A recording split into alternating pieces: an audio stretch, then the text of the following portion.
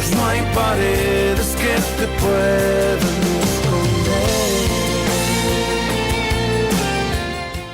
Muy bien, son las 11 menos 10 pasaditas de este lunes nublado que va a traer lluvias, ¿eh? Sí. Y no nos queremos ir de este lunes sin nuestra nueva sección, ya tercer lunes que arrancamos con modo inclusivo. Si es la primera vez que nos estás escuchando, te comento que estamos hoy en esta sección con Karen Gutiérrez, que es la líder del Ministerio Extremados y también es profe de educación especial, así que más que capacitada para esta sección y con la experiencia que tiene, también nos va a ayudar en el programa del día de hoy. A recordar, Karen, Sí. que estamos aprendiendo juntas. En realidad vos ya aprendiste, yo estoy aprendiendo. No le dije nada. No, porque, viste, a veces cometemos muchos errores a la hora de hablar, a la hora de comunicar, cosas que no sabemos. Entonces, en el programa del día de hoy quisiéramos hablar, ¿qué te parece si hablamos un poco acerca de la discapacidad visual? Bien. ¿De qué trata? ¿Qué es discapacidad visual? ¿Qué no es discapacidad visual? Sí. Bien, antes de poder empezar con el tema de discapacidad visual, esto que mencionabas recién, estamos aprendiendo todos juntos y la realidad es que si nosotros utilicemos o no bien los términos, lo importante es que podamos hacer una inclusión verdadera. Claro. Porque podemos utilizar cualquier término que esté perfectamente dicho y en realidad después con nuestras acciones no estamos haciendo nada de inclusión. Así que siempre lo digo en las clases o cuando tengo la oportunidad de poder conversar, de que no tengan miedo de decirlo, si bien por ahí me río, pero es porque me causa gracia, no porque estuviera mal, sino que es algo que estamos aprendiendo todos. Y que lo más importante en realidad es la verdadera inclusión. Exacto. Bueno, vamos a hablar de disminución visual y vamos a hablar de ceguera. De ceguera. ¿Qué distinción hay entre las dos? Bien, la disminución visual obviamente no es la pérdida total de la visión, sino que es una pérdida, va variando de acuerdo al porcentaje de la visión, que después vos, si querés, puedes explicar un poquito mejor eso. Y la ceguera es la pérdida total de la vista, de la visión. Por ahí las personas con disminución visual tienen otros recursos para poder de igual manera manejarse en la vida diaria y las personas ciegas tienen recursos específicos. Claro, habíamos hablado, y vos me comentabas también, de la ceguera de nacimiento o la disminución visual hasta llegar a ceguera durante el proceso de la vida. Claro, hay diferentes situaciones por qué se da esta discapacidad. Lo habíamos mencionado la vez pasada, que es antes del nacimiento, por ahí se da en la panza de la madre. Puede ser hereditaria, puede ser que en el momento del nacimiento se dé. Después está también la posibilidad que sea después del nacimiento, por ejemplo en la incubadora o cuando les ponen las lámparas, que puede ser que sean muy fuertes o estén por un tiempo prolongado y hace que haya una quemadura en los ojos. Claro, lo mismo sucede, por ejemplo, que en los autos cuando utilizan las luces bajas, ¿se dicen? Sí. Viste que te encandilan y la visión se pierde por 10 segundos. Sí. Por eso, imagínense en un bebé. Claro. Donde todavía está desarrollando, sus ojos, sus córneas. Bueno, Karen decía, bueno, vos sabrás un poquito, pero ella también lo sabe, porque tenemos las dos una disminución visual a causa de una condición genética. Sí. La tuvo papá, la tiene mi abuela, la tuvo mi bisabuela. ¿De qué consta esta disminución visual? Y de dos grandes factores. Sí. Vos corregime, ¿eh? No. De dos grandes factores. Primero, de la visión de campo y después de el reconocimiento de objetos o del lugar. Claro. De la disminución del campo visual tiene que ver en realidad con los costados. Los laterales. Los laterales, exactamente. Ahí ves que de los laterales, que perdés un poquito la visión y los puntos de enfoque en los costados. Entonces, lo que uno puede percibir con la mirada fija en general, eso es el campo visual. Claro.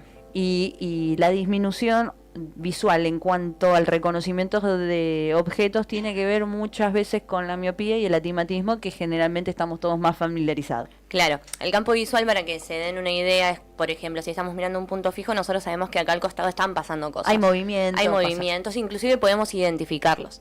¿Qué pasa con la disminución visual con respecto a los campos, al campo? Claro. Que se da muchas veces por el glaucoma. Claro. O cataratas también. O cataratas, que se ve afectado el tema de los laterales. Entonces una persona está mirando un punto fijo, por ahí no percibe por la visión lo que está pasando en su alrededor con respecto a la lateralidad. Pero bueno, eso también es considerado una discapacidad visual o disminución. Disminución visual. Sí. Bueno, y en esta disminución visual o en esta ceguera, en cuanto a la implementación dentro de la iglesia, ¿es importante tener conocimientos acerca de esas personas? ¿Afecta demasiado la forma de concebir las cosas para estas personas? Sí, por supuesto. En el libro que siempre menciono, y es una de las cosas que nos basamos con respecto a la materia también de la discapacidad de la iglesia, es el libro del pastor Miguel Mison, que es una discapacidad con propósito, que, como ya mencioné varias veces, es un pastor ciego. Y hacía referencia de cómo afecta la continuidad dentro de la iglesia el recibimiento. Claro. El recibimiento, el tema de la comodidad, el cómo se siente la persona ciega dentro de la iglesia, cómo nos acercamos, afecta muchísimo, porque imagínense, ustedes llegan a un lugar donde no hay nada preparado. Por ejemplo, vamos a una reunión y no hay sillas. Dicen, bueno, me parece que no me estaban esperando, no estaban esperando que yo venga, o está todo ocupado y no hay silla para mí, me quedo parado. Entonces, bueno, yo no soy bienvenido en este lugar. O llego y empiezan a invadirme y dicen, bueno, no, es un montón. Bueno, esas cosas nos tendríamos que plantear con respecto a cómo nos sentiríamos nosotros si fuéramos personas ciegas. Claro. Y obviamente informarnos con personas verdaderamente ciegas. Claro. Es un ejercicio que hacemos también dentro de la escuela, es ponernos en el lugar dependiendo de la discapacidad que estemos viendo. Y afecta muchísimo, porque puede ser que no asistan más a una iglesia por esto mismo, porque por ahí el acercamiento es por sanidad a su ceguera, y en realidad lo que está buscando la persona es sanidad a su alma.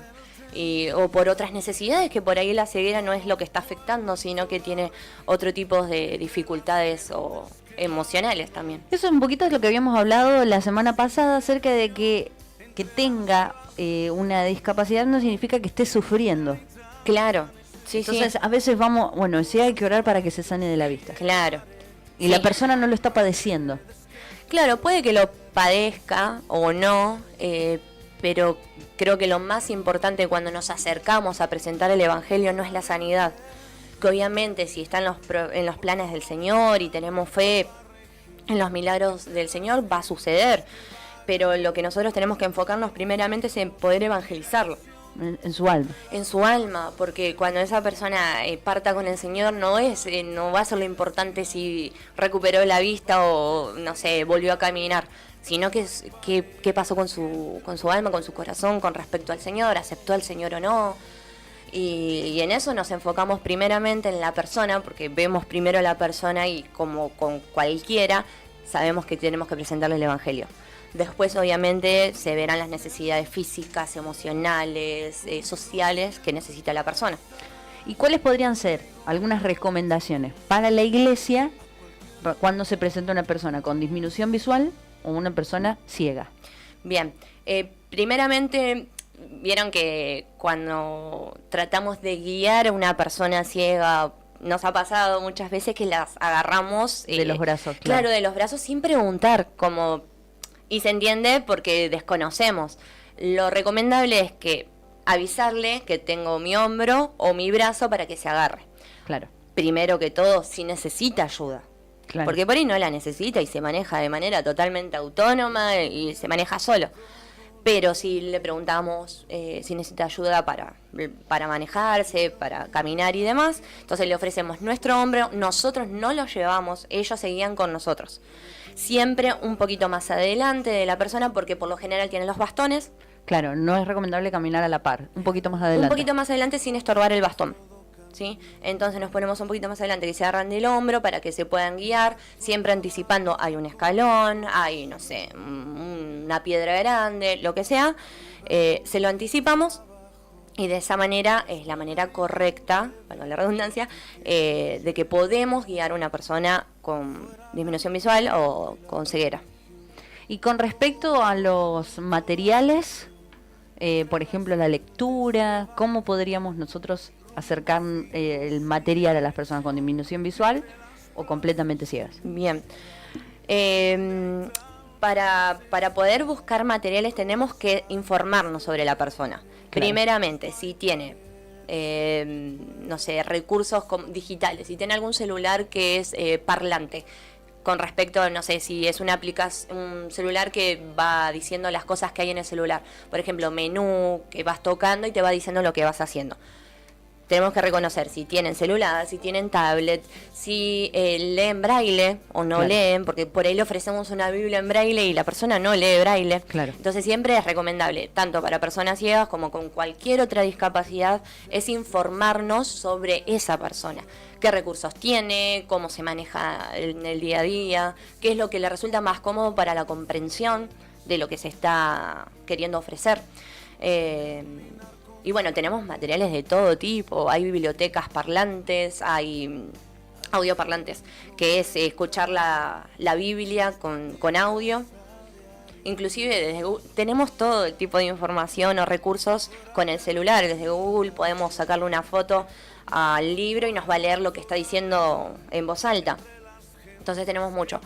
Lo que sí, tenemos también la Biblia en braille en sociedades bíblicas que la pueden pedir de manera gratuita, siempre comprobando que es para una persona ciega, pero la realidad es que hoy en día no se está utilizando tanto el braille. ¿Por qué?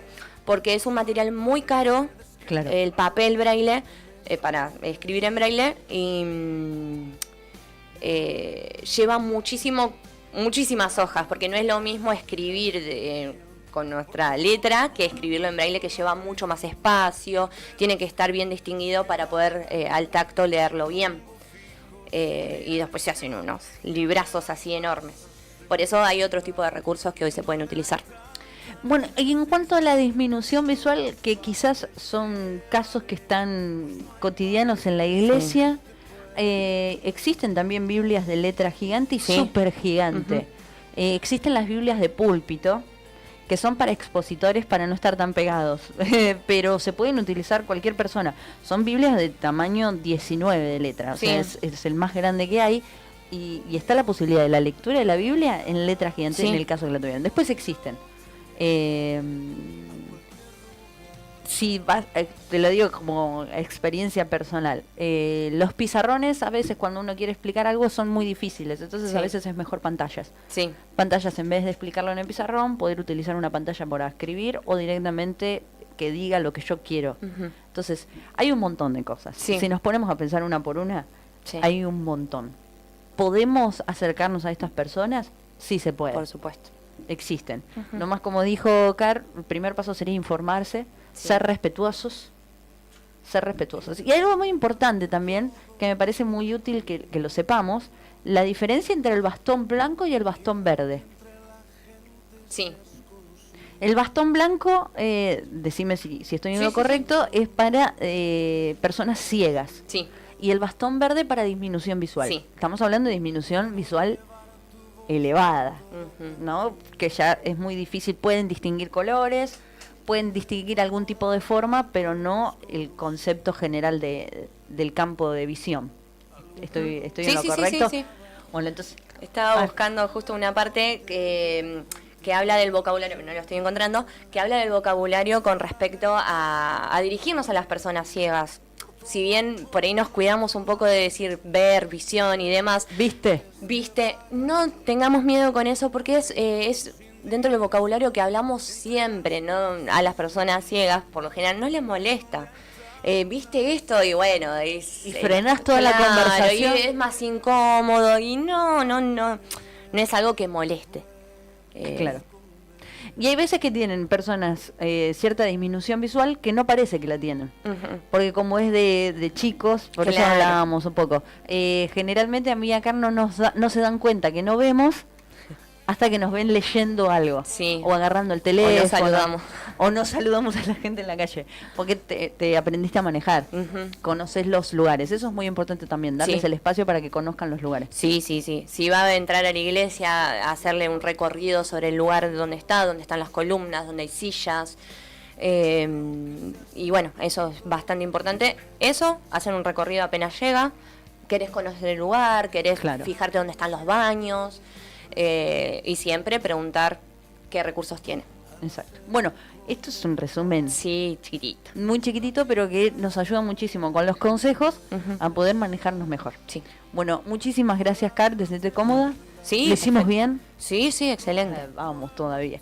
Así que bueno, esta sección va a estar en Reel, ¿puede ser, Piru? Sí, me dice que no sé, estás jugando con la varita.